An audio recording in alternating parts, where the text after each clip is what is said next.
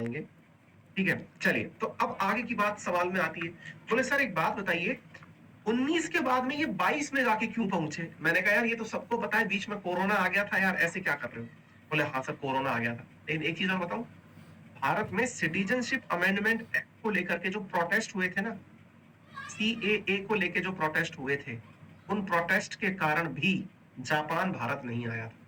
यानी ये जो इन्वेस्टमेंट है 2019 से 24 के बीच का था, जो हमें अब 22 से लेके 27 के बीच में मिला है।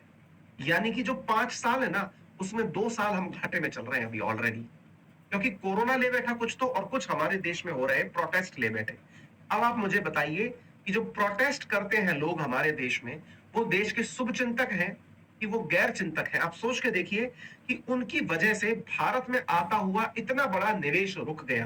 आपको मालूम होना चाहिए, जब विदेशी ताकतें आपको सीधे सीधे नुकसान नहीं पहुंचा पाती, तो फिर वो ये इनडायरेक्ट तरीके अपनाती हैं। आप सोच के देखिए कि जिस समय प्रोटेस्ट हो रहे थे, क्या आज तक उस कार्य में कोई परिवर्तन आया? सीएए आज भी वही है जहां पहले था। लेकिन ये प्रोटेस्टर्स कहां चले जाते हैं, जो उस समय इतना जबरदस्त अंतरराष्ट्रीय मीडिया में छाए हुए थे? अब वो सब गायब है। इसके पीछे विदेशी ताकतों का हाथ होता है।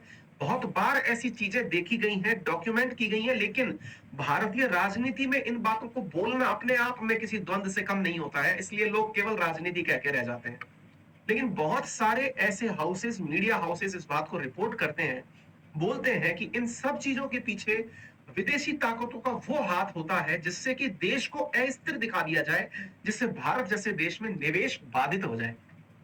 आई बात समझ में? तो मेरे प्यारे साथियों, ये सब बातें जो है ना आपको समझ में आनी चाहिए। उम्मीद है कि ये सब बातें क्लियर हो गई हों। ठीक है बेटा, चलिए अब एक बात और मैं आपको बताता हूं। यहां पर जानकारी आपको ये मिलनी जरूरी है कि भारत और जापान मित्र हैं, ये तो हमको पता है।